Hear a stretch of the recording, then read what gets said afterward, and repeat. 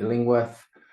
I am a professor of creative pedagogies at Edinburgh Napier University and I'm involved with the SRHE in terms of their research committee. Really delighted to be here. It's always one of the conference highlights of the year for me, this particular conference. We've got a really interesting session today, all looking around student engagement, success, retention, and what does that mean? And three, quite different talks as well, which is really exciting. So I'll be up first speaking on storyboards. Then we'll be having Catherine Nethercott speaking about improving first-year student retention. Then we'll be having Kieran Ballou speaking about the visibility and presence of academic oracy practice in university preparation courses. As things stand at the moment, although this could well change, we don't have a presenter from the visibility and presence of academic oracy practices in university preparation courses, but that is colleagues joining us from Australia, so they might join us a little bit late. Just so people are aware, if it turns out that we don't have a presenter for that third session, we'll just use it as an opportunity to have a prolonged discussion instead. So just a reminder for everyone to please just use the chat however you want to. All of the speakers will have 20 minutes followed by 10 minutes Q&A. I'll facilitate that, but in a very relaxed manner. And if you've got any questions, just throw them into the chat amongst yourselves, or then reserve them for the end. And it's a very welcoming and inviting space, so all opinions and questions are welcome. Just asking that we do so in a manner that is respectful and kind to others as well. So without further ado, then I will kick off.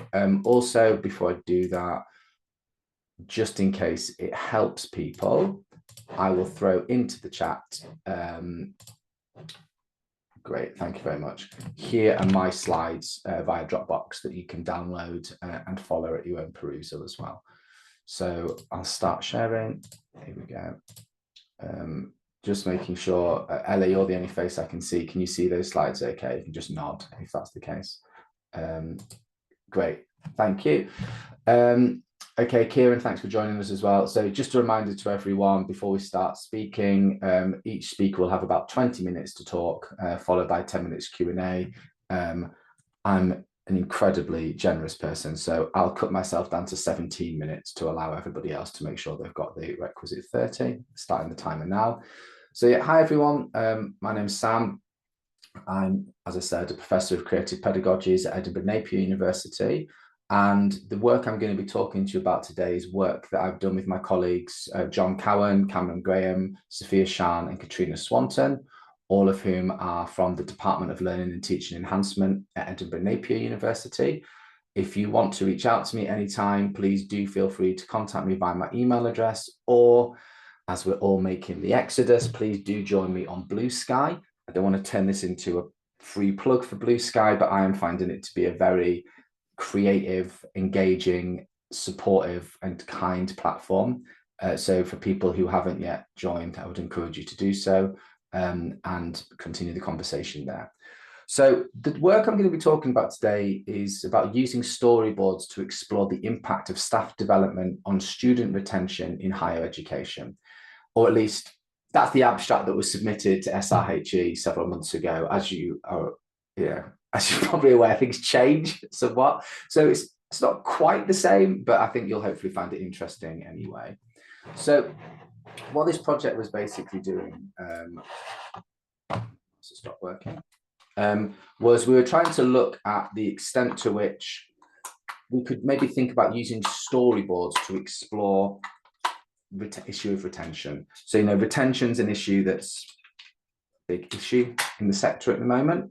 And this is something that we wanted to, I'm just going to have to, switch to my laptop because my mouse has stopped working. That's okay though.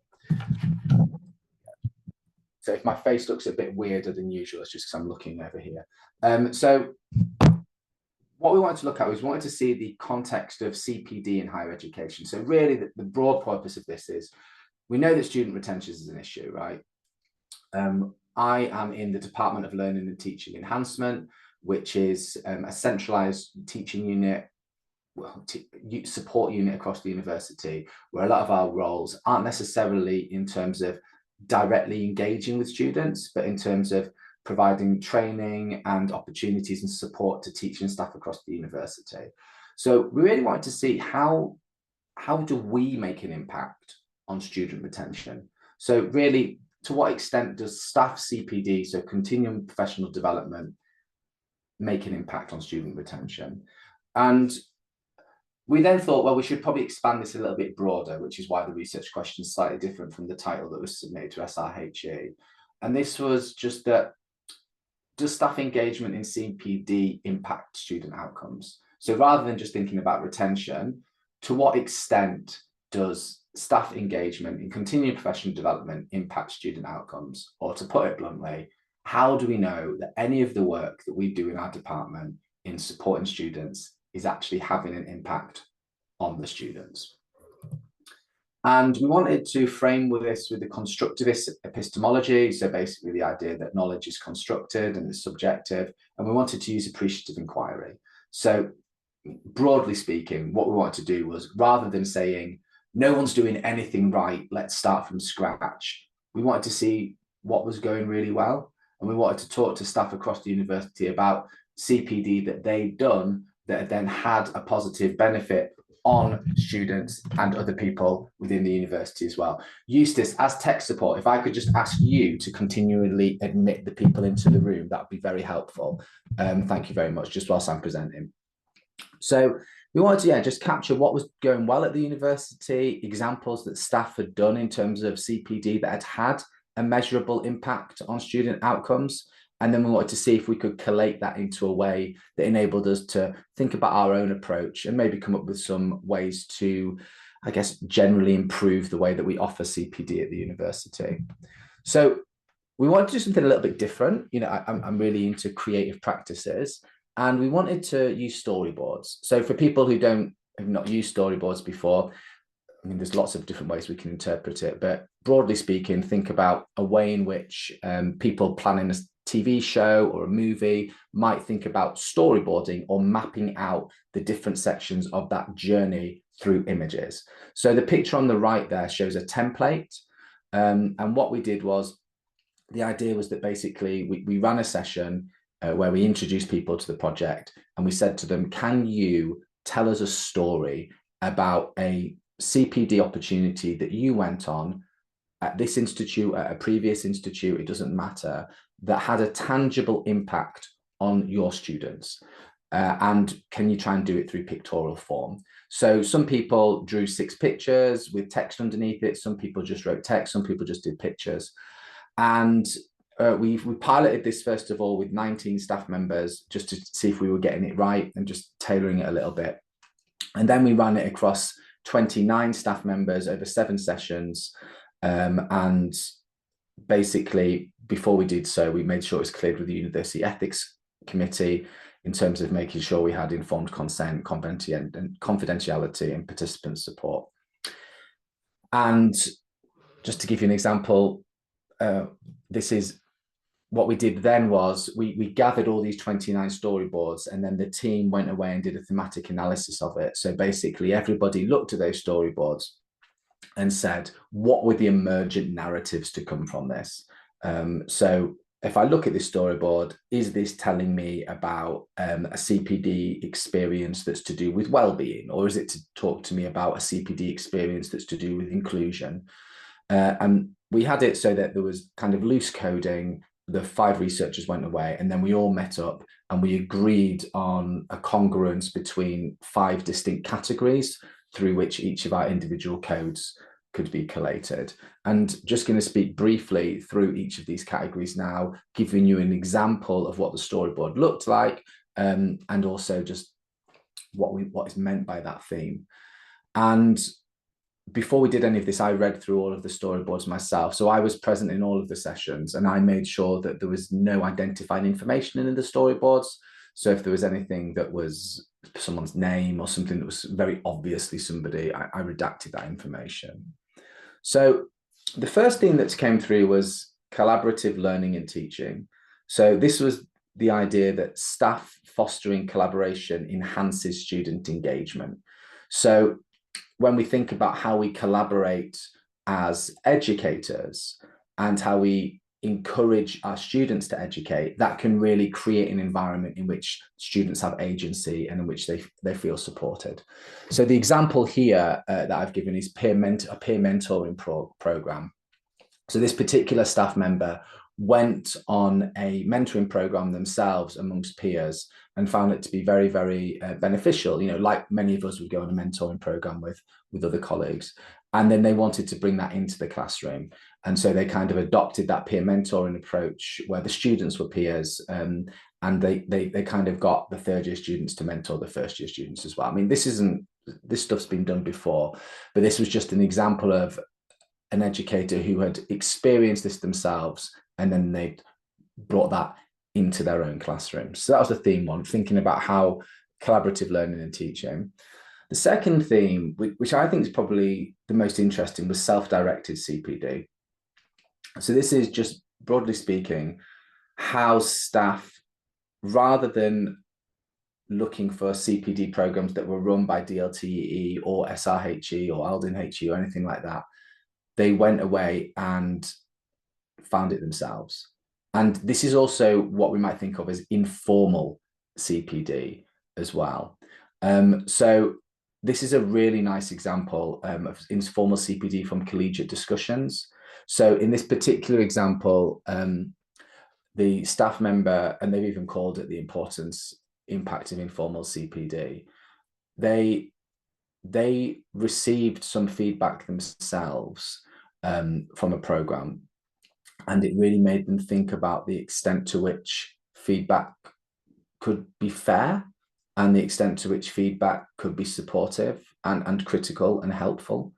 And as a result of that, they then met with their own students and then thought of a way of developing compassionate feedback with those students, which led to positive learning outcomes. But what was really interesting here was that same colleague then had multiple conversations with other colleagues in their department about feedback processes. And they said, look, I've kind of developed this approach to compassionate feedback through my own experiences, and it seems to be having a positive impact on the students.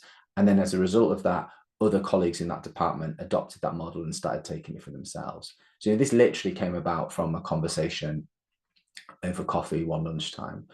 So it's, I think one of the most interesting themes to come from this study was the importance of this self-directed or informal CPD that all of us have. I mean, you know, to some extent, you even come into a conference like this, we might consider to be self-directed CPD as well. And the third theme to emerge was practical and applied learning. So this is about bridging theory and practice through CPD. And colleagues here really were maybe colleagues that there was quite an element of practical expectation. So this particular example was looking at law in practice. We saw other examples from colleagues who work in healthcare as well. And what this colleague did was that they realized that themselves, having had the opportunity to go into the courtroom to basically participate in a trial that was like tangential to what they would normally do, was incredibly beneficial. So what they did was they then thought, if this is beneficial to me as a practitioner in law, surely this is going to be beneficial to my law students. So as a result of this and the fact that they got a great benefit from this, they then started bringing their own students into court to look at what some of those law practices look like, not in real life, because academia is real life, but in practice. And again, this is an example just of somebody who was able to acknowledge the professional insights that they could get through a slightly tangential CPD experience, and then how they could bring that into the classroom so that their students could benefit as well. Just something that I'll just touch on now, because I think it's really interesting. What emerged throughout all of this actually was that it was incredible the number of staff who were choosing to do CPD and really reflecting on how they could use that in the classroom. And for anybody who's been involved in the dialogic approach to fellowship at Advanced HE, you'll know that one of the questions we always talk about is the extent to which you've identified CPD opportunities for student engagement. And all of these staff really had genuinely been reflecting on how not only could they identify CPD for their own needs, but how they could bring that into their classroom as well. And for me and for the researchers, this was a really positive learning. And I think it actually, speaks volumes for the environment we've created at Napier, that staff feel encouraged to seek out their own CPD, but then also want to think how their students could benefit from it. The fourth theme to emerge was around student engagement and participation. So this was really around the idea that, CPD can enable innovative teaching techniques where we can really start to break down some of those barriers, obviously thinking about the dialogical approach, but how we can, going back to the point I just made, how we can feel comfortable in our classrooms to maybe share some of those experimental approaches with our students and see where it can lead. So this is a really nice example around story worlds and immersive learning. So the educator involved here, what they did was they went on a CPD course around story worlds. And this was in a healthcare setting, and what they can teach us in terms of empathy and development and learning. And as a result of that, they brought that into their classrooms and started experimenting in using story worlds to explore mental health with their nurses that they teach. And they found that to be a very powerful experience, that the students, and we know that this was successful because a very large percentage of the students highlighted this as the most impactful session that they had during their first year of being an undergraduate nurse. And then the fifth theme, I guess probably least surprising to emerge, is around well-being and support. So the role that CPD can play in fostering inclusivity and emotional support. Obviously, we shouldn't comment on the aesthetics of these storyboards, but this is a particularly well drawn and written one. And this was about the idea of thinking about the PG cert that we have in DLTE. So this is a colleague who was interested in thinking about how decolonization works within our own program, because it's something that we obviously talk about to other colleagues, and maybe some of the challenges that they had there. But as a result of that, the huge benefits that then brought to their students, in this instance, the students being other educators that they worked with on the PG cert, but then had a huge trickle-down effect in terms of those educators themselves bringing decolonization into their own classrooms and thinking about a way that we can talk about it in an inclusive and supportive manner. So there were the 5 themes to emerge. So just to revisit the research question then, does staff engagement in CPD impact student retention? I mean, a bit of a leading question. Yes, is what we found. But what were the key findings? Well, I think the key findings were that CPD fosters staff empowerment, enhancing teaching practices and student engagement. I think, as I said, one of the most interesting things was that self-directed and informal CPD plays a significant role in influencing student success. And if I was to suggest one follow-on project, it would be, how do we capture that self-directed informal CPD? I think that'd be a really interesting study. That'd be very interesting collaborating with people on. And then the third point is that storyboarding reveals strong links between CPD and improved student outcomes, but causation remains complex. So 2 points really to pull apart there. One, from the evidence that we found here, I think that there definitely is a link between effective staff CPD and however that's provided and student outcomes. But maybe the key thing is creating an environment in which staff feel encouraged to think about how they can reflect on effective CPD for them being brought to their students as well. And the second point here that I want to pull apart was really, storyboarding is a really, really interesting methodology. It's the first method, really. The first time I've used it, I really enjoyed it. My colleagues who did the analysis really enjoyed it. All of the people in the facilitated sessions really enjoyed it. And I would, as someone who does a lot of qualitative research, around surveys and focus groups and the like, and interviews, all of which can be incredibly interesting as well, it was just a bit different, and it's something I'd really encourage people to try and explore themselves. This paper has been submitted to a journal. It's just in the process of going through peer review. The data set's on a DOI that I can send to people as well if they're interested. Just very briefly then, as I wrap up, the limitations. Obviously, this was in one university, Edinburgh Napier, so limits generalizability. There were multiple factors influencing student outcomes, making it difficult to isolate CPD's direct impact. But as I said, I think it's there. We just need to look at the causal effect. And then there's probably a little bit of bias here because the storyboarding is very insightful, but it might not suit all participants or fully capture nuanced experiences. Key thing here is I was actually at all of the sessions. So interestingly, when my colleagues went away and looked at the storyboards to analyze, they hadn't been there. They had their own interpretations, which actually married up really well, but it meant that I was there to provide additional context if it was needed as well. And then finally, just to finish on recommendations, integrate storyboarding, use storyboarding, but also beyond research. Think about how you might use it in your classrooms as a way to enhance reflection and engagement at a very, very better level. As a result of this particular CPD itself, several colleagues have now gone away and used storyboarding with their students as a teaching tool, which is great. Empowering frameworks. So university, let's say departments such as DLTE or institutes and senior leadership teams should really design CPD programs that celebrate achievements and foster motivation, again, guided by appreciative inquiry. We know there's loads of good stuff going on at every university. Let's celebrate that and foreground it rather than telling everyone that what you're doing is terrible, the sector's crashing, we need to start from scratch. Let's instead think about what's working well and how we can build that up.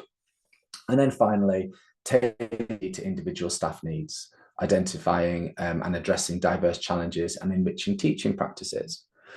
So once again, that's all of my contact information with great thanks to my colleagues, John Cowan, Cameron Graham, Sophia Shan, and Katrina Swanton. My email's there, my blue sky's there. Feel free to reach out if you've got any questions. I will now stop sharing my screen and I will happily facilitate any questions that people have got. Got about 8 minutes to do so. If you'd like to ask a question, please either throw it into the chat and I'll read it out loud, or physically or virtually raise your hand and I will look at that as well. Tim, you've got a question, please. Hello, good morning, Sam. Thanks for that. It was really, really interesting. Can you hear me okay? Can hear you great, Tim. Fantastic. Good. I'm really interested, wondered if you could just tell us a little bit more about the process, the sessions and the process of using the storyboard, because I'm guessing storyboards could be something that you kind of construct in dialogue with somebody who's doing that, or as a kind of provocation ahead of an interview. Or I'm just interested in that session, was it a case of those storyboards being kind of co-constructed and was there dialogue accompanying that? And yeah, kind of how participants were supported and how it was introduced to them. That's a great question. Thanks, Tim. So the sessions were about an hour and a half. What would not 60 to 90 minutes. I'd start by just framing the study, talking about where it came from, getting informed consent. And then I'd talk about what a storyboard was. I'd give an example of what a storyboard was. Like, I'm quite a creative person, but I'm not artistic. So I purposefully use a storyboard that I had drawn that was quite a good example, but was terribly drawn, as a way of setting the bar incredibly low. And then we'd have a bit of a chat about what storyboards were and were not. And then I had like a load of Sharpies that were just like multiple colors. And that actually came out of the pilot. People wanted really nice colors to be able to draw with. And then everyone kind of worked individually for about 20 minutes on pulling together a storyboard. I was there if people had questions, but they tended not to be. And then my favorite bit really of the session was everybody shared them. So the sessions were actually small enough, purposefully so, let's say between 4 and 6 people each time, that we could go around the room, everyone could talk us through their storyboard. And that was really useful as a CPD opportunity for the other staff, but also for me, so that I could be fully aware of what the context was for each of those. And then we wrapped up by just talking about the next stages of the project and if anyone had any questions.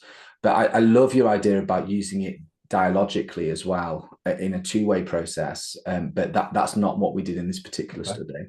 No, that's, yeah, really interesting. I was just interested into what extent it sounds like the storyboard kind of stood alone as the data almost in the project. It wasn't about kind of recording an interview around that or kind of capturing the dialogue, but I'm guessing it could be used in definitely. And I'm just thinking it'd be a really interesting method almost to use as a kind of provocation for a more in-depth interview or discussion about something in a kind of narrative Oh, definitely. And Yeah. I think it was just a pragmatic reason that we decided not to have that dialogic, recording, and because actually reflecting back on it, if I'd have recorded all of those conversations, it would have been even richer data set. So that would be the next step. But yeah, that's a really good point. Thank you, Tim. Brilliant. Thanks, Sam. No worries. Has anyone else got any questions or comments that they would like to make? Feel free to, again, raise your hand physically or virtually. Yeah, Helen, please. Thanks for that, Sam. I was smiling when I was looking at the storyboards in particular. So my question kind of surrounds the kind of visual methodology that you use to get, and so what I wanted maybe to ask you about is any of your reflections in terms of the types of data that methodology allowed you to get as opposed to using kind of alternative methods.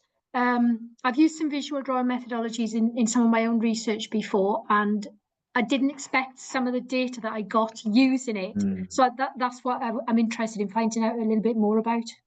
No, that's a really good question. So I'm making an analogy. A lot of my other work is around using poetry. And when we get people to write poems about experiences, what we find is that they're much more willing to open up, because in a way you've got your poem and you're talking about the poem rather than the experience itself. And it was very similar here. Like it's not that any of the stories were particularly triggering, but some of them were really honest and like didn't necessarily reflect the educator initially in the best possible light. But I think the opportunity for them to be able to create something which was then almost external and then talk about that just enabled them to, well, reflect very deeply, but also maybe speak about it in a much more open manner than they would have done if it was just me having an interview with them, or if it was a focused like survey response or something. So yeah, I would say that it definitely encouraged people to reflect quite deeply and to be very honest about their approach as well, which was something that surprised me. But then, as I said, when I reflect on the work I do with poetry, maybe it shouldn't. Maybe it's something that's common with a creative approach for people to adopt. Grand. Thanks, Helen. I'll take one more question and then we'll go on to the next speaker, if that's okay, just because I'm just conscious of time. So Jane, please. Sorry, finding the unmute button. Really interesting talk. Thank you. Just a quick suggestion for you that I've seen work quite well, which is awards, staff awards. So if you create, presumably your institution has education awards, if you create a specific staff development award and you get people to nominate themselves, then you'll get the written narratives of why they think they deserve that award. And then that can be a source of data for you about how people are informally collecting CPD, particularly if you can, particularly express interest in those informal staff development opportunities that have taken place, not just people who've attended your courses. That's a lovely idea. Might not work. No, that's a fantastic idea, Jane. Thank you so much. That's a wonderful idea. Okay, great. Well, thank you everyone very much for the questions and comments and listening. I hope you enjoyed my presentation. And I've made the slides available in the chat. If you want to connect with me at any time, please let me know. I'm just now going to hand over to our second speaker. So Catherine Nethercott is going to be talking to us about improving first-year student retention, a year-long intervention for success. Catherine, I'll put myself off camera, but I'll be here. You've got 20 minutes to talk and then 10 minutes for questions. I'm really looking forward to this. Thank you very much. Thank you, Sam. Let me just share my slides.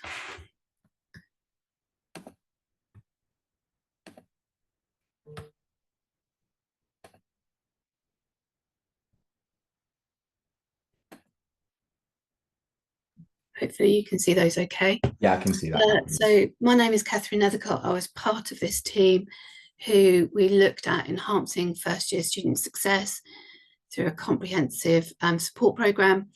I'm the academic lead for retention, continuation and success on this programme, and also a senior lecturer in the School of Education.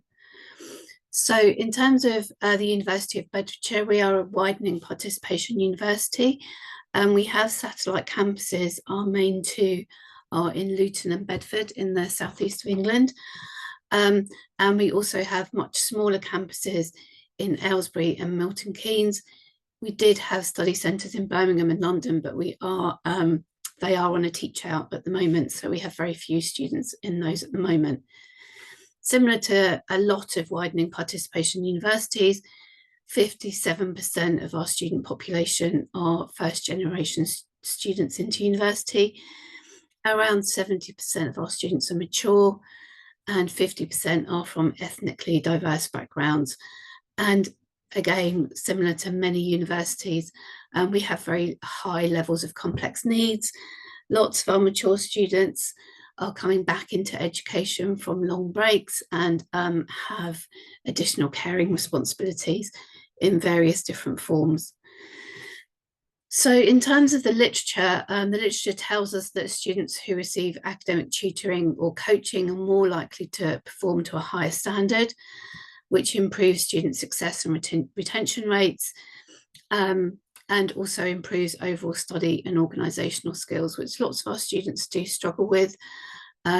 So kind of that support when entering HE and in that transitional process is of particular importance for those study skills, for a sense of belonging, and all of those different things. So in terms of our kind of year-long process, it started at recruitment, and pre-arrival and our induction processes were all looked at, and then it went right the way through to that progression stage onto the next level of study, whether that was foundation year to level 4 or level 4 into level 5. What I'm going to talk particularly about today is kind of that first semester and that first year. And we also put quite a lot of support in and various different mechanisms into our assessment journey and support for our research students as well. But in terms of our kind of ultimate aim in this, I will go over that in a moment, but that was looking at resits and that progression rate as well. So part of this programme is we wanted to look at particular areas and target areas within the university who are below that 80% OFS threshold for continuation figures.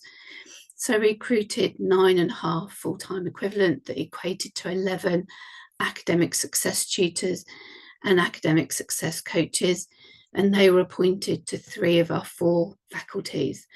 We had 4 tutors in one faculty, 3 academic success tutors in another faculty, and then 4 academic success coaches in our final faculty.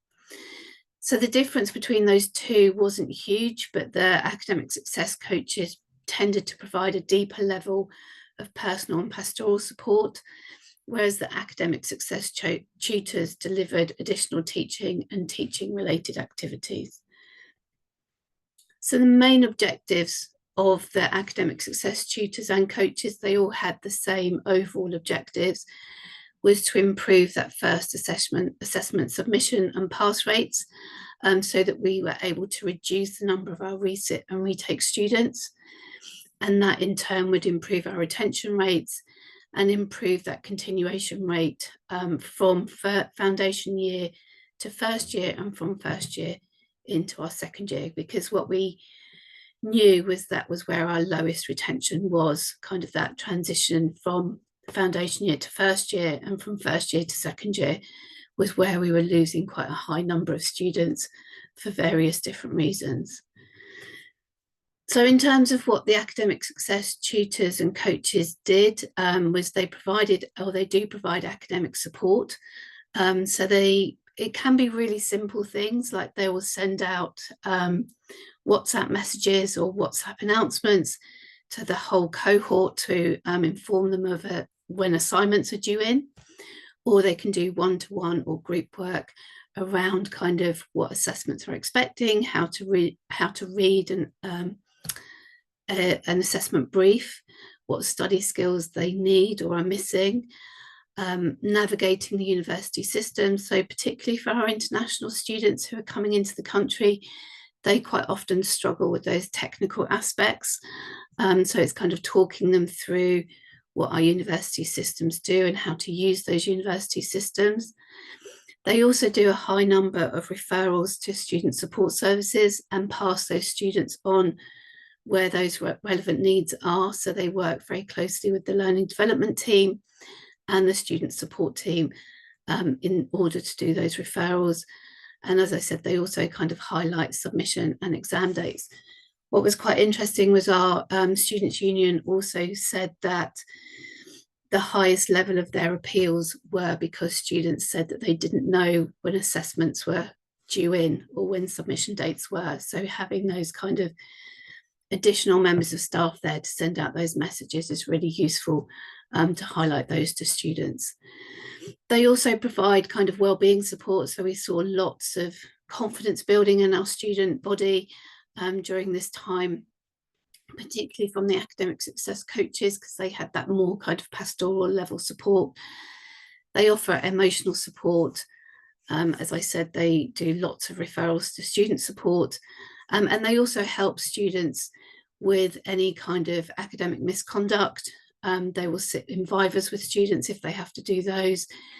They will also kind of refer students and encourage the students to go to the relevant services, and they're building those positive relationships because they have those very close relationships with the students, particularly where they're working one-to-one or very small group sessions, is they're able to build those positive relationships. Whereas some of our larger faculties who have very large numbers, the academic staff are not necessarily able to do that as well as they do. So in terms of the method of our evaluation, we did a mixed methodology. The quantitative data we have more quantitative data, so that has a higher level than the qualitative data. But we looked at first assessment and submission pass rates within all of our faculties. We also looked at our resit and retake data in semester 1 from our February exam board and from semester 2 in our June exam board. And since then, we've also looked at how many of our students kind of were able to pass at that resit point as well.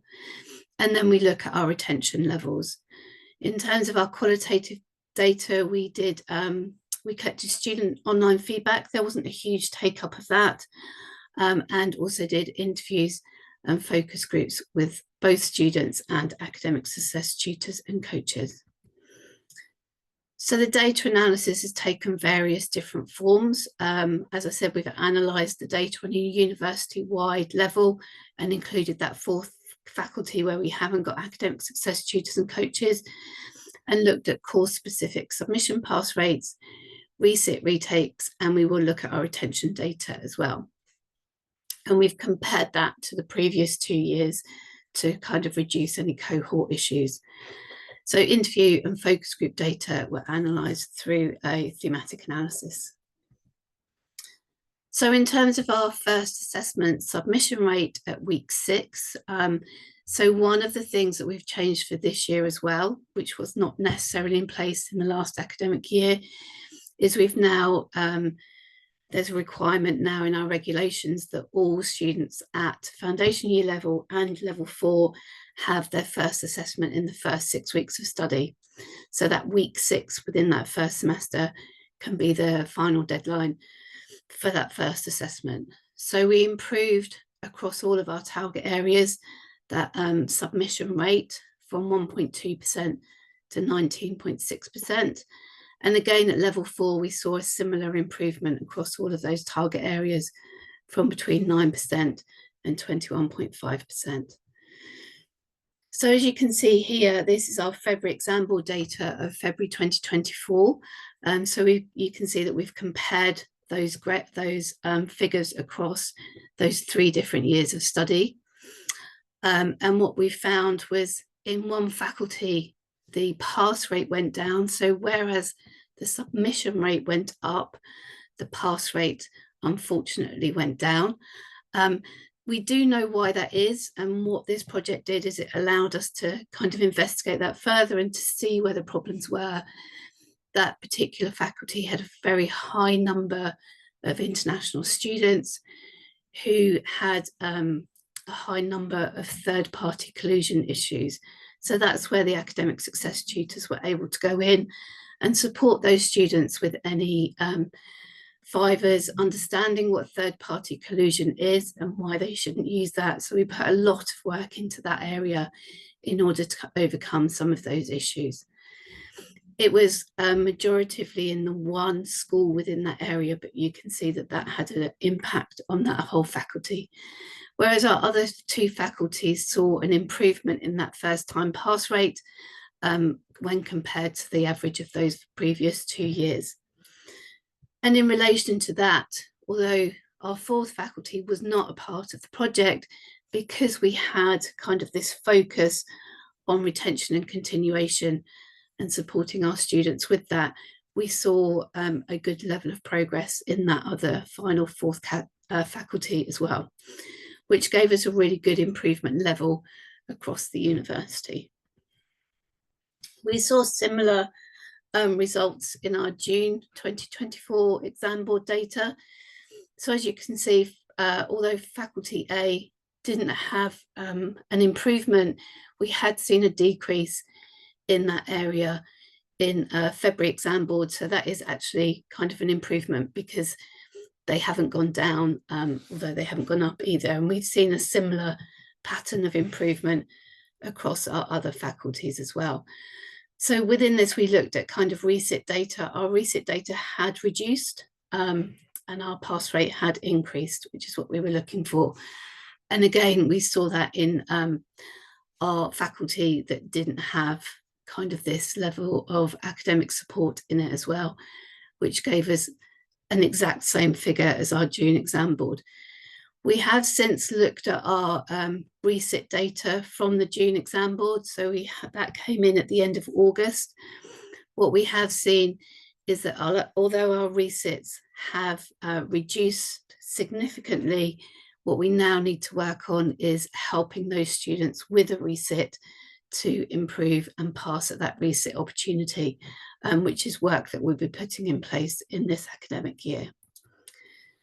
So in terms of student feedback, you can see that the majority of our students who did take part in this, it was very low numbers, as I mentioned earlier. So we had 112 students across the 3 faculties who completed the online feedback form, and more than 75% agreed that they'd had a good level of service from these tutors and coaches, that they would like to receive more support from them, and that they were actually helping them to improve where they needed to. And as you can see again, kind of the student reflections from the interviews with students were also really positive in that they'd really appreciated the support that they'd received. It really helped them when they needed it and given them a place to go to in order to receive that additional level of support when they'd needed it. In terms of kind of the facilitating factors for the tutors and the coaches, we looked at kind of collaboration within the teams and across the departments. And what we've done this year, we've received further funding to expand this project into a further academic year. So if we've looked at the ways that the academic success tutors and coaches work, we've looked at how they can collaborate within the teams and across the departments, and we've put some changes in there to enhance those areas of work. So we've put in kind of regular course teams and admin meetings. They also have joint participation in lectures and workshops. So in faculty A in particular, the academic success tutors go into the lectures, into the workshops, and they work with students in those. And they also then understand what the lecturer, what the academic member of staff is teaching, so that they can support the students with those particular aspects that they don't necessarily understand. And we've looked at kind of that cross-sharing information with lecturers as well. In terms of challenges of academic success tutors and coaches, it was kind of a hit the ground running in September 2023, which a lot of them really struggled with because they were new to the university. And whereas the areas had told us that they'd all had inductions, there was a lot of differences across those inductions and what the success tutors and coaches had received. So there was an element of a lack of initial training at the beginning of the year. And we've put a lot of mechanisms in place this year to overcome some of those problems. They felt that there was unclear role expectations, and again, they changed over the year, over the faculties. So it's kind of ironing out some of those things and getting some consistency across what our expectations of them are. They have 5 minutes also, left. thank you. They also experienced kind of systems issues as well as the students, which obviously brought itself kind of challenges as well as the administration challenges. And particularly in faculty B, they really struggled to engage students with them. So we've learned from some of those other areas that had good levels of student engagement to see how we can promote that student engagement in that particular faculty. And I think a lot of them, so some of the academic success coaches and tutors had worked in universities, but they worked in more kind of red brick universities, and were quite shocked at the diversity of our student needs and the levels of need that they were coming into us with. So it was kind of understanding those and addressing those as well. So going forward, as I said, we did manage to secure a further year of funding for the project. And we've looked at various different things. So we've changed the model slightly in the way that we do it. So whereas last year they were allocated to a faculty, what we do now is the academic success tutors and coaches are a team in themselves. They come under the learning development team, and they're loaned out to a faculty on an academic year basis. So that means that on a yearly basis, if we continue going forward, we can have a look at various different metrics to see where our student needs are and allocate their academic success tutors or coaches dependent upon need, rather than just keeping them in the one faculty. We've also built a community of practice for them. So although that they were working together well, they now have monthly meetings together where they can share information, share good practice, and talk through any difficulties that they're seeing as well. So what we thought bringing them under the learning development team would do as well is to kind of establish and embed a real holistic and wraparound support, because they now work much closer with the learning development team and also with student support services. So they're not kind of doing work of other services as well, where we were seeing some of that crossover in that first year. And going forward, we are also reviewing our PAT model and policy, which will also come under this piece of work to see how our PATs kind of fit in with it. Some of them, so some of the academic success tutors, particularly in faculty A, are PATs, and we just kind of, or personal academic tutors, and we just need to look at how that fits and whether we incorporate that into the model going forward. And as I mentioned earlier, we have changed our assessment criteria as well. And also we have a new curriculum framework and are kind of overviewing our skills for success review. So in terms of this academic year, we've seen a huge number of interactions again, which is very similar to the previous academic years. So in the first 6 weeks, they had 955 interactions with students. That can be multiple interactions with one student. That's not necessarily 955 students. Some students will keep going back. And as you can see, kind of the duration of time does change between those kind of faculties, but we found that the faculty with the highest amount of time spent with the students generally is the academic success coaches, which you would expect because they have that more kind of pastoral support element to them as well. Types of support is quite consistent as well. We saw high levels of academic support in the first year, so last academic year, and we're seeing that same levels of support in this year. They also actively kind of encourage students to engage, so they will contact students who we know are not attending, who are not engaging with any of our systems. We've introduced a new learner analytics system in this academic year as well. One area was piloting it in the previous academic year, and we're using that to identify students who are not engaging, and then the academic success tutors and coaches contact those students to find out what's going on. They'll refer them to other areas of the university if they need any support, or if they need to interrupt their studies, or if they need support with finance and things like that. So thank you for listening. I'll stop sharing and we can go to any questions.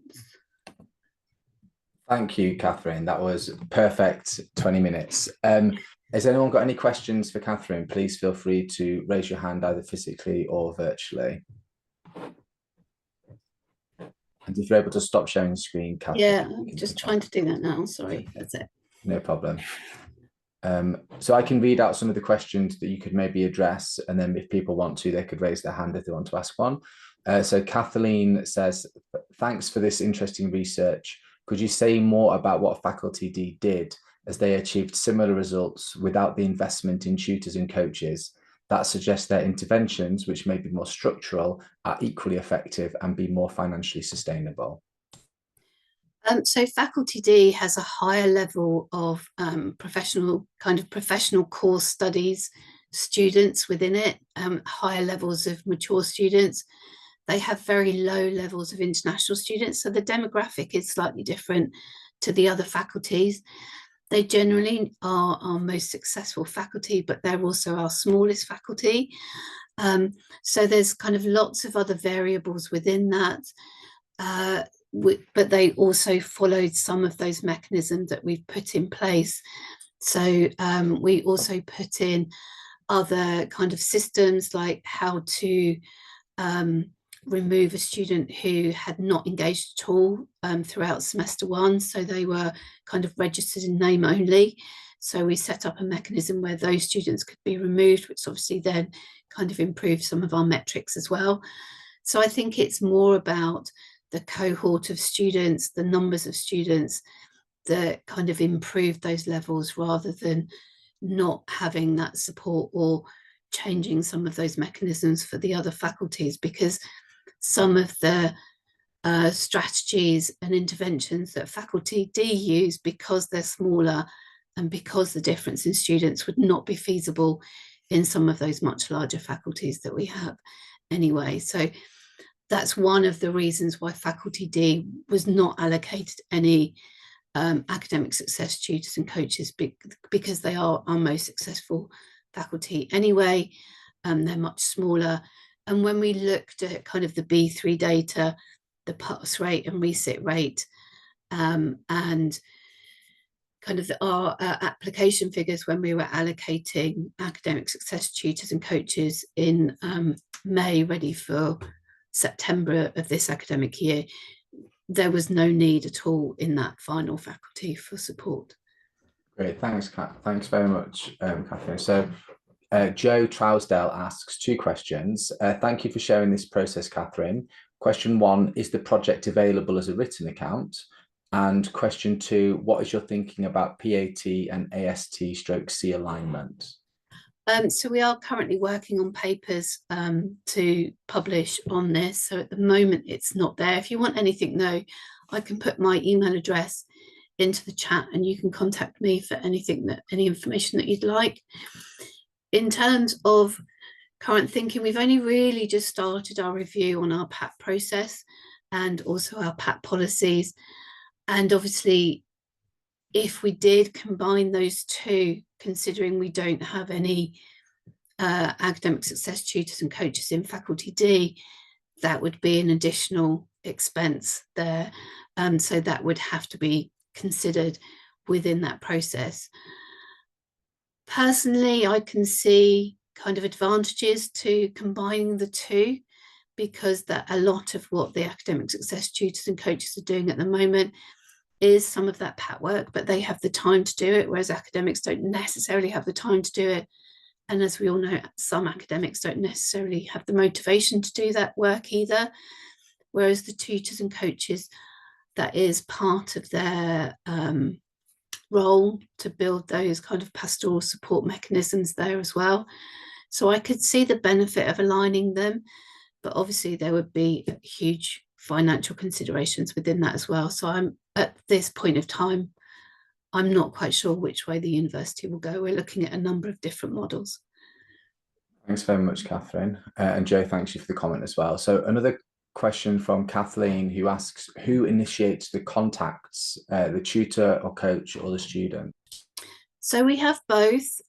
So in terms of access to the academic success coaches and tutors, as I said, they're visible within the faculties. They were much more visible this year during our Welcome Week, which meant that more students are aware of them within those faculties. Students can self-refer if they want to. Members of staff can also refer students onto them. So unit leaders, tutors, including PATs as well, can refer onto the academic success tutors or coaches. But they are also very active in picking up students and contacting students, particularly those who are seen to not be engaging, either not attending or not using online. So we look at attendance and teaching sessions. We have Blackboard, so whether they're engaging in Blackboard and what they're looking at and what they're using within that. And we can also see whether they're using our library resources as well. So the tutors and coaches will be looking at those mechanisms and will actively contact students who have not engaged with any of our systems for a period of 8 days. Fantastic. Thank you so much, Catherine. They've got time for one more quick question, if anyone would like to ask that. If I'll ask a quick question, if that's okay. This is really interesting. I can see lots of ways that we might be able to replicate this at our institute as well. Just in terms of, you know, your own institute, do you think there's anything specific about it that means that this might be different at other institutes, like thinking especially like away from England as well? Or do you think there's learning that can be learned elsewhere as well? Yeah, I think definitely. I mean, we learned an awful lot in that first academic year around how this can work, and also the additional support that we can offer to students.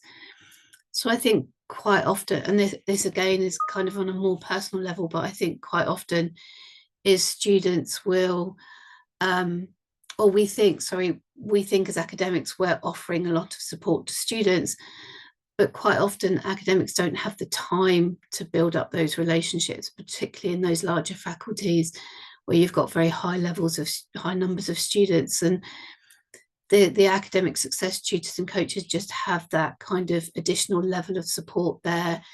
They are able to take the time to actively engage students, to actively contact students, to find out where they are if they're not kind of engaging in any way. And also they can make themselves very visible in various different units and teaching sessions, whereas academic members of staff can't necessarily do that either. If you're teaching one unit, you might be teaching multiple at the kind of times when other units are on. So I think it's those kind of mechanisms. I think also is lots of academics have titles which can be a bit off-putting to students at times and a bit overwhelming or intimidating to students, whereas our academic success tutors and coaches don't necessarily have those titles, which makes them more approachable for some of our students. That's fantastic. Thank you so much, Catherine. So yeah, round of applause to everyone again. Catherine, thank you for such a lovely Thank you. I've popped my email sorry. in. No, I was just going to say, please do put your, but you got there ahead of me. Thank you. Okay. Great. So we're now going to welcome our third and final speaker. So Kieran Ballou, who is joining us from the University of Southern Queensland. Welcome, Kieran. And Kieran's going to be talking about the visibility and presence of academic oracy practices in university preparation courses. Kieran, 20 minutes to speak. I'll give you a 5-minute warning after 15 minutes and then 10 minutes of questions, but all very relaxed. Thanks, Sam. It's saying host disabled participants sharing screen. That's okay. So that's okay. If I just because tech support, would you mind just being able to make Kieran a co-host, please, so that Kieran can share their screen, and then that should be okay. Thank you. Eunice, sorry, Thanks, Sam. You have a name. I'm sorry for just using tech support there. So hopefully that should be sorted now, Kieran, or just might take a while. Just give me a second. Okay, I'll also message Eunice.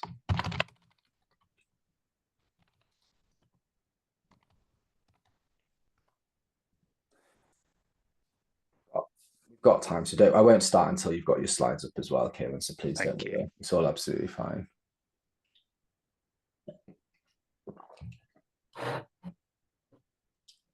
Oh yeah, do it now. Great, thanks Shanice, thanks Kieran.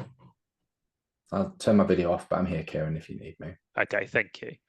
And I can see that perfectly, thank you. Yeah, okay, great. Great to see blue sky as well. yeah, yeah, noticed the plug earlier. So yeah, thank you, Sam, and good to see everyone.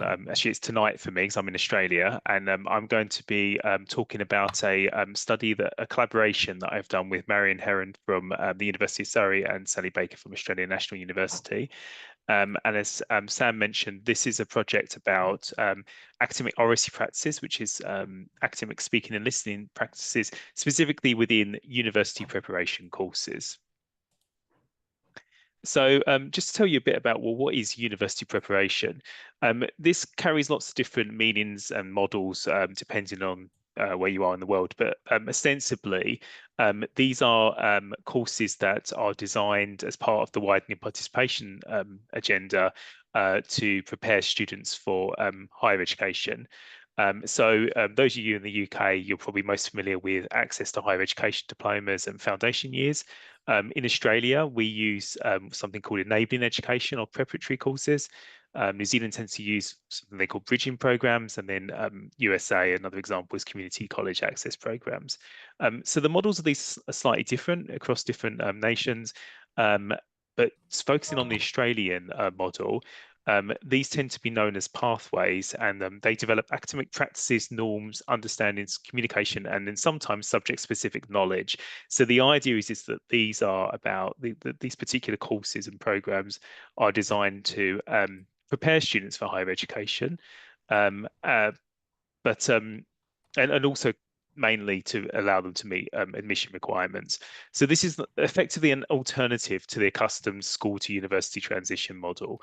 So students who in Australia, they don't get their sort of year 12 certificate, or maybe if they've been away from study for a while, they often, before returning to their degree or before starting their degree, they will do one of these university preparation courses. So the types of students who tend to actually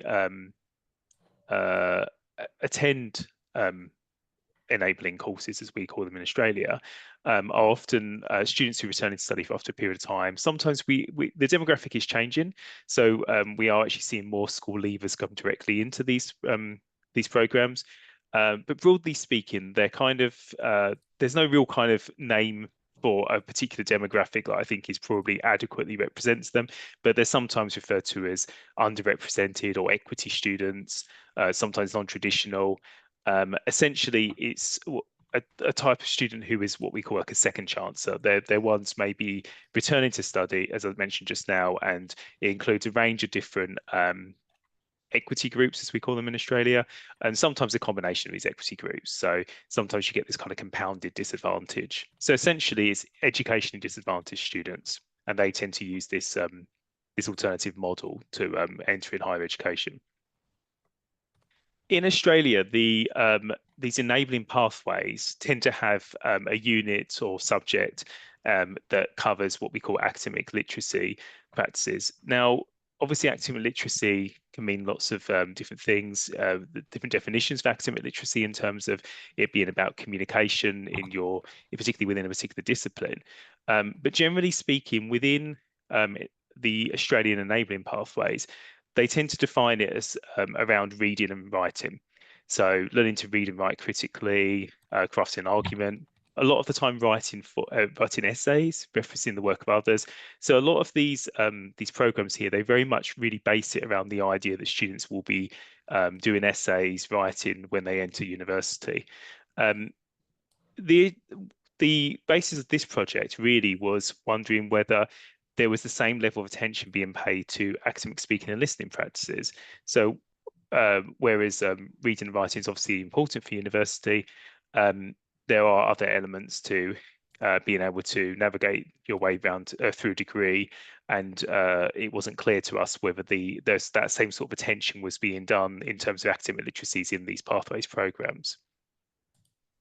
So when we talk about academic speaking and listening skills, the main term that's used for this is academic oracy. So academic oracy was coined in 1965 by Wilkinson, and it really was to try and position speaking and listening skills as being of equal value as the literacy skills of reading and writing. So it sits alongside academic literacy. Although generally I would say that a lot of the time now, oracy could just be part of literacies, wider literacies that we see as being necessary for university. Mercer developed the oracy skills framework, and this broke down oracy, so speaking and listening, into 4 domains: physical, linguistic, cognitive, and socio-emotional. And this was largely developed with a primary and secondary cohorts in mind, but it has been applied to higher education in more recent research. So our position with this project was that language restricts access to the university environment. So for particular equity cohorts, in order to really engage with the university environment, to actually work with other students to understand discourse at university, our view is that oracy development should be a key component of university. But also, if we're talking about pathways into university, particularly alternative pathways that are meant to prepare students for university, then our view is that oracy, not just literacies in terms of reading and writing, oracy should also be a key component of this university preparation as well. As I said, there appears to be this invisibility of academic oracy, a lot of focus on reading and writing essays, that kind of thing. But we weren't clear whether this apparent invisibility really represented actually what's going on. It might be, our view was that, you know, we need to actually do an investigation into this area to know whether this is just something that maybe isn't talked about very much. Maybe there's just this real focus on reading and writing, but actually they do cover academic oracy in some way. So this was kind of the basis of our investigation. So that led us to 2 research questions. So we wanted to speak to what I've termed as pathways educators, but sometimes they're in Australia known as enabling educators. So this is often an academic role for individuals who teach into these alternative pathway programs. And we wanted to find out about whether they, how they view and understand the role of academic oracy within this area of pathways education. And then also to understand how they utilize academic oracy in their teaching practices, if at all. So this was a qualitative investigation. So I conducted all the interviews. I work in enabling education in Australia. And so I recruited 10 pathways educators across 6 universities. So most universities now have an enabling education unit, but not every single university does. And a lot of them will have this, as I say, these roles that sit on the margins, I suppose, of higher education, where they teach preparatory skills. I conducted semi-structured interviews with these 10 pathways educators, and the main focus of the interviews was where we discussed basically their understanding of academic oracy, how it fits into the curricula, teaching, learning assessment. And each interview was about 45 minutes to an hour, so they were quite in-depth interviews. And then I used reflexive thematic analysis to analyze the data. So basically, as a result of this analysis, we got 4 themes that I'm just going to talk about now. Okay, so the first theme was that there was this sense that there's a hidden curriculum of academic oracy in these pathways programs. So there was a clear and consistent recognition among these educators that academic speaking and listening are valuable practices, particularly within this pathways context. But most of the educators I spoke to expressed the lack of awareness of the concept of academic oracy itself. So, you know, when presented with the term, basically, oracy, for some of the educators, they either didn't really know what the word was, or they said things like, oh, you know, that isn't something I've really gone into. I think I can probably guess what that means, but it isn't something that I really come across very often. But even beyond the lack of familiarity with the term itself, oracy, there was also this view that there's a lack of training of teaching practices surrounding academic oracies. And obviously this lack of training presumably contributes to an apparent lack of awareness of the concept. One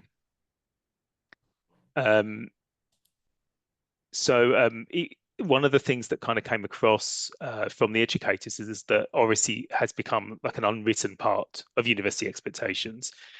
So one of the the educators I spoke to actually specifically said it's like a part of a hidden curriculum. We just assume that undergraduate programs, they will require students to use the speaking and listening, but it's not something that we need to necessarily explicitly teach. It's just an unwritten part of it. There was this sense that like it was academic oracy is part of the wider academic literacies that students should be developing, but it's a tacit component. So whereas reading and writing is much more explicit, we teach students how to write. Oracy, so speaking and listening, is something that's just part of it.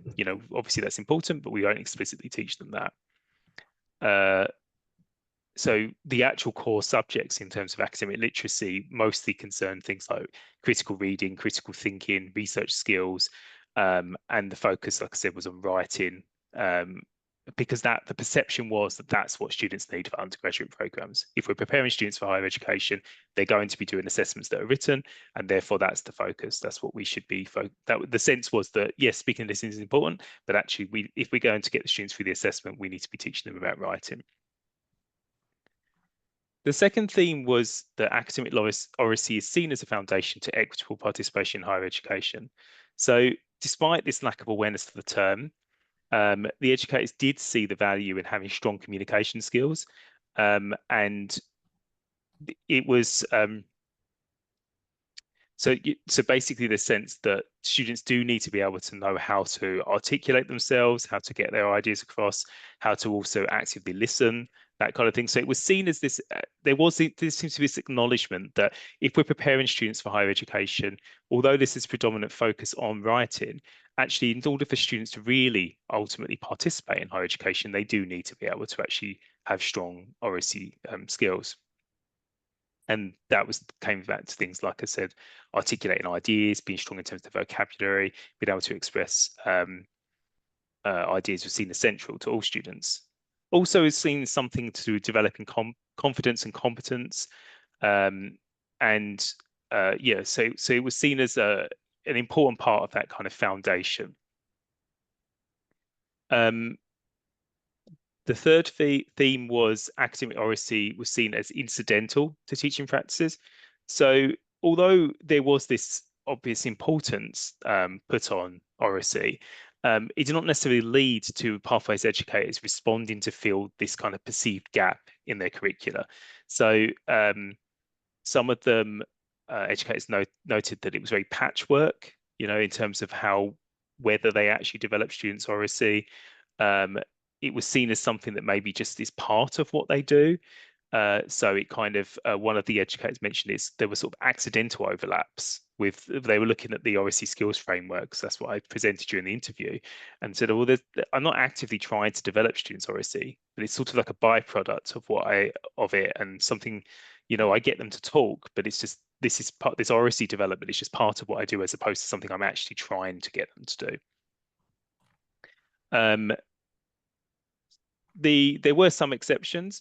One of the educators I interviewed did actually talk about having there was a study skills course that they taught as part of their pathways program, and that they noted that their active listening was a 1-week subject, like an explicit part of that. And where they would actually say to students, you're going to need to know how to do this.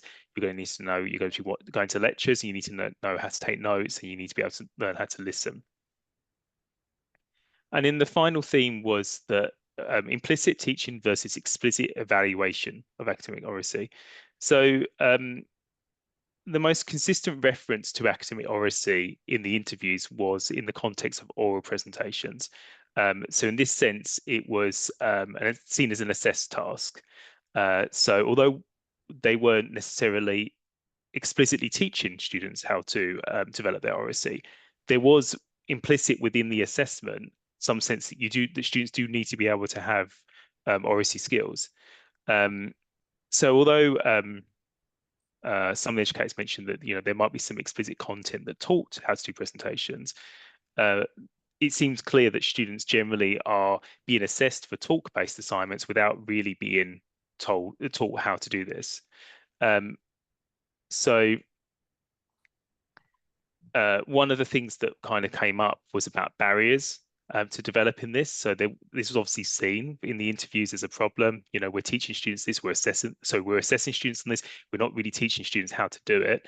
But then there was this kind of emphasis that a lot of the educators I spoke to are now teaching online. It's in Australia, there's definitely a growth in online education, and that's seen as a logistical hurdle. So for some, it's almost seen that, well, we're going online now, so actually mandating speaking activities can be a real problem. That's Thank you. So the online environment itself seemed to reduce the likelihood of things like oral presentations being used, even though it was acknowledged that actually that would be really valuable.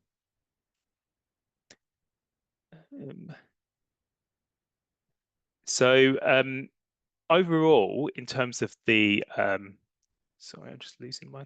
Here it is. Yeah. So overall, there was this sense, absolutely, across the interviews that speaking and listening are valuable practices, and they certainly help students with some of the unwritten expectations of studying at university.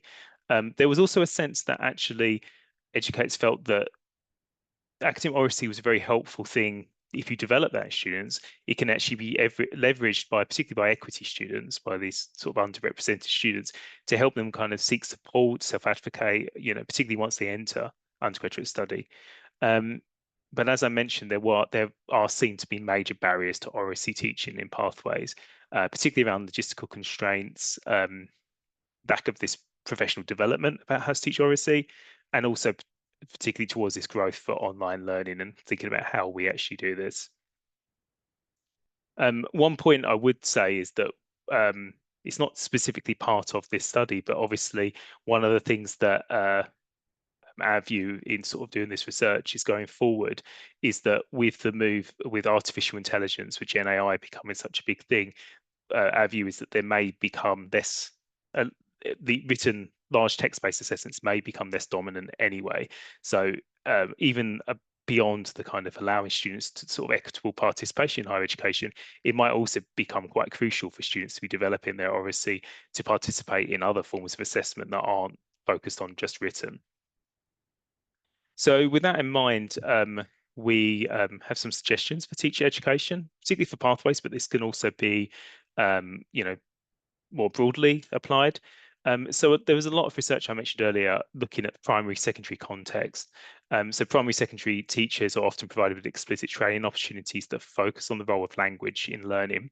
So we suggest that educators in higher education and in both in the pathways context and more broadly in higher education can look to these primary and secondary school contexts and use that to actually help develop students' oracy. It's our view that institutions should provide training that is part of the academic development agenda. So things like PG certs could actually embed this kind of training as part of it. Use of the oracy skills framework I mentioned earlier, that's the 4 domains of oracy. It's actually a useful heuristic that can be used by educators to kind of actually frame discussions around language and around speaking and listening. And then use of talk strategies and having interactive classes. Again, it's more difficult in online settings, but these can be useful ways to actually engage students in academic talk. And with that in mind, using that term academic talk is very deliberate because one of the main conclusions from this is that obviously there could be much more explicit embedding of academic oracy in pathways curricula, particularly if this is as important as we believe it is.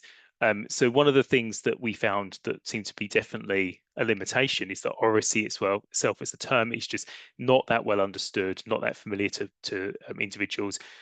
So we proposed that academic talk can actually be a much more accessible term.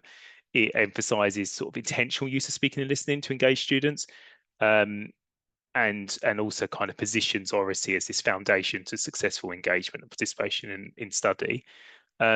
And just as a final point, just as a quick plug, we have actually got an upcoming book on this topic that will be out next year. It's part of Emerald Publishing's Great Debates in Higher Education series.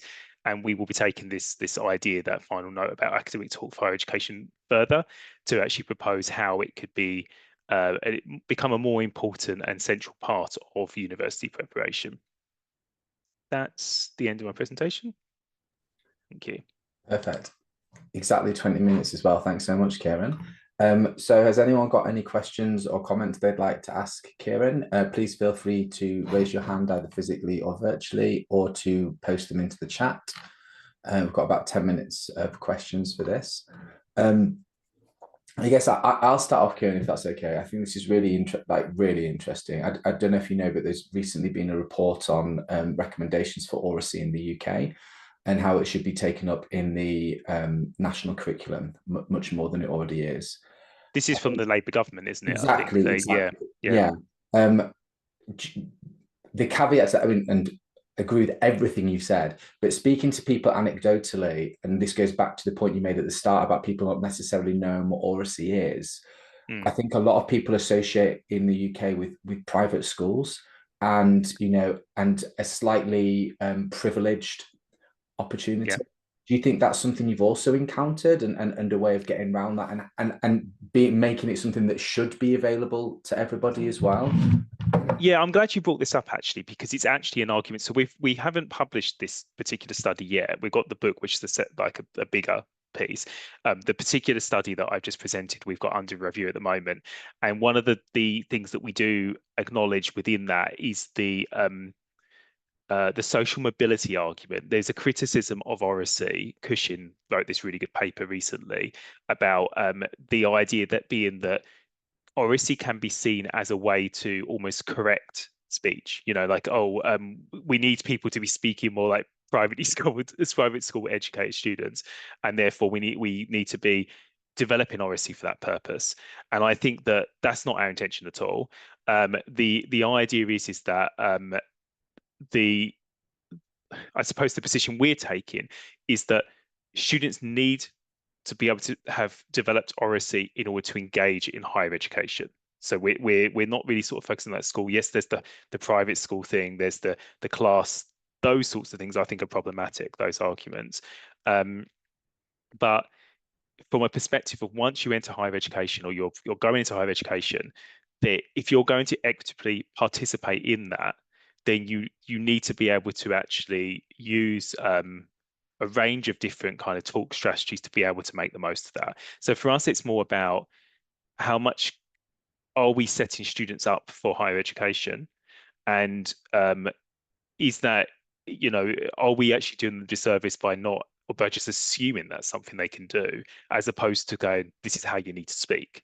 Sorry, I don't know if that's entirely answered your question. Really answers it really nicely, and there's a lovely distinction between it as well. So I'll just read out, Kathleen's asked a question as well. I'll read out just for the purpose of people watching the recording. Kathleen says, Kieran, this is important work, which I absolutely agree with. Thanks for sharing your research with enabling pathway leaders in Australia. Do you have plans for implementing Marian's toolkit in a study similar to the one that she's PI on for, principal investigator on, for Nuffield in Australia?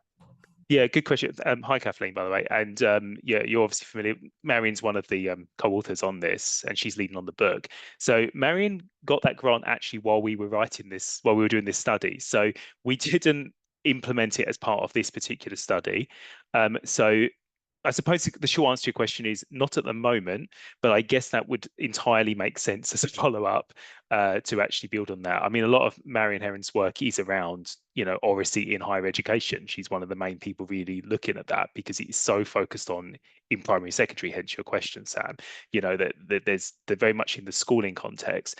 I think there's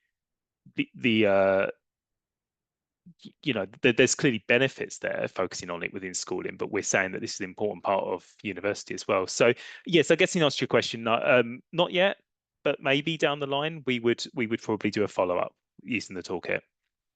Thanks, Kieran. Opportunities to collaborate as well here as well, I think. Are there any other questions or queries that people have got for Kieran?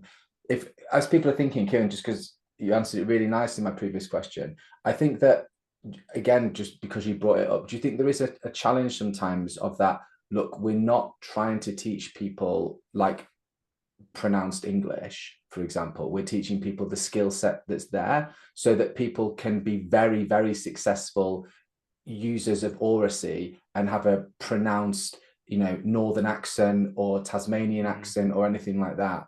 And again, is that something that you've come across difficulties with in your approach, that you're trying to speak a very specific type of talking rather than the actual tools that enable people to unlock that process? Yeah, that's an excellent question. I wonder whether, I don't want to kind of make assumptions, but I wonder whether in Australia that might be slightly less pronounced because of, I mean, there's clearly classism in Australia, obviously. It's not, you can tell from my accent, I'm from England, so it's not something that is quite as much coded in sort of, a lot of private schooling and things like that.